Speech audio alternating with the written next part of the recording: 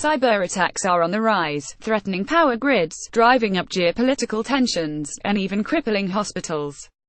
Countries should agree a new, digital Geneva Convention, to contain the risk and set up a new international organization to police the new rules. These proposals from Microsoft's chief legal officer, Brad Smith, also say that neutral companies dealing with the fallout should win protected status, like a technological Red Cross. Opinions differ on where the gaps are, if any, in international law, and whether Microsoft is a credible voice on the issues or just looking after its own vested interests. In a public speech in Geneva, Smith argued that cyberspace is a new battlefield, and not properly governed by international law. Nation-states and murkier groups have shown that potential to take out public infrastructure and services, sow political discord, and sabotage businesses, causing extensive social and economic harm. Experts in international law and the International Committee of the Red Cross, however, give his proposals a cool reception.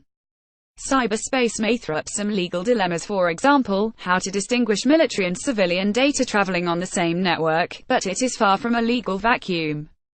Microsoft's proposal for tech companies to be recognized as first responders on the cyber battlefield, borrowing language from the Red Cross, has met with surprise and scorn from critics. Smith spoke to hundreds of diplomats, officials, and visitors at the UN in Geneva, recalling the city's heritage as a place where the world has come together on difficult issues. Introducing Smith's talk, the head of the UN in Geneva, Michael Moeller, said, "Algorithms can be as powerful as tanks, bots as dangerous as bombs." Smith said the global technology sector should reposition itself as a trusted and neutral digital Switzerland.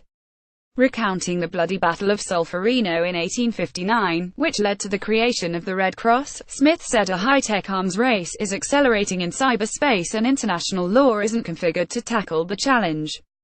He raised examples of cyber attacks affecting Iran, Ukraine, and the WannaCry malware attack that scrambled 200,000 computers, including some in the British Health Service. The laws of armed conflict. Firstly, ICRC is the guardian of international humanitarian law, and its representative at the event argued firmly that the law of armed conflict already governs cyber operations. As an example, ICRC's Philip Spoeri said attacks against essential civilian infrastructure in wartime already constitute violations of international humanitarian law, unless the infrastructure is a military objective. Spoeri said there may be value in clarifying other parts of international law about actions that don't meet the threshold of armed conflict, but noted that political appetite seemed lacking. Other international law. While telling the story of the laws of armed conflict as a scene setter, Smith's proposals also appeared to cover the less well-defined area of international law in peacetime. Hacking and sabotage may not count as acts of war, but equally they do not occur in a legal vacuum, according to a major study. States have both rights and bear obligations under international law, according to the Tallinn Manual, updated in February. This NATO-supported review interpreted existing international law as already being applicable and came up with 154 rules that can apply to cyber operations in peace or war. The field is nevertheless politically charged.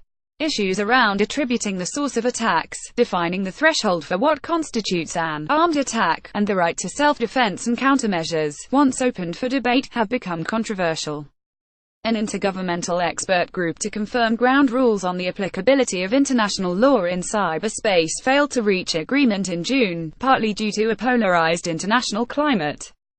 Dustin and Lewis, senior researcher at the Harvard Law School program on international law and armed conflict, told IRIN the legal and political aspects are difficult, if not impossible, to completely dissociate. Motivations. Microsoft's proposals are flawed, critics say, both from a legal point of view and due to conflicts of interest. Since security holes in Microsoft's software are often exploited, it would benefit commercially from wider protection from liability.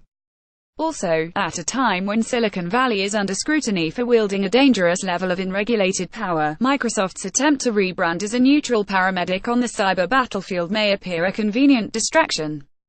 Microsoft proposes tech companies could sign up to an accord of neutrality and cooperation that would justify a special legal status. Smith suggests they could pledge, "We will not aid in attacking customers anywhere," and adopt a 100% defense strategy. However, under the Geneva Conventions, whether an individual is working in military defense or an attack makes little difference to whether or not they make an effective contribution to military action. This means that Microsoft engineers, for example, fixing a military computer could potentially be a military target. Microsoft has won 1,432 contracts with the U.S. Department of Defense alone in the last 5 years, worth $888 million, according to public data. A prominent critic of the technology giants, Evgeny Morozov, suggests the proposal is entirely selfish.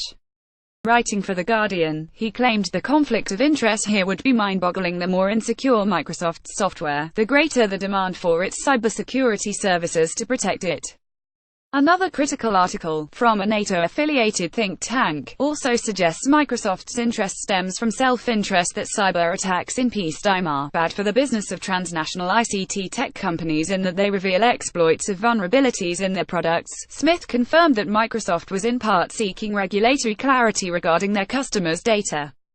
A senior UN human rights official, Kate Gilmore, was warmly applauded at the event when she said that governments were outsourcing too many decisions on critical issues to the corporate sector.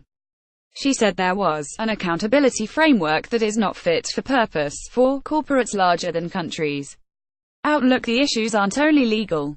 Lewis told IRIN that, currently there is insufficient political consensus concerning when and under what circumstances certain relevant parts of international law are applicable. The Harvard researcher suggested Microsoft's foray into the arena might even make things worse. A key question becomes whether the Microsoft proposal is likely to do more damage by questioning the applicability of international law or to have more beneficial effects by spurring interest in legal norms.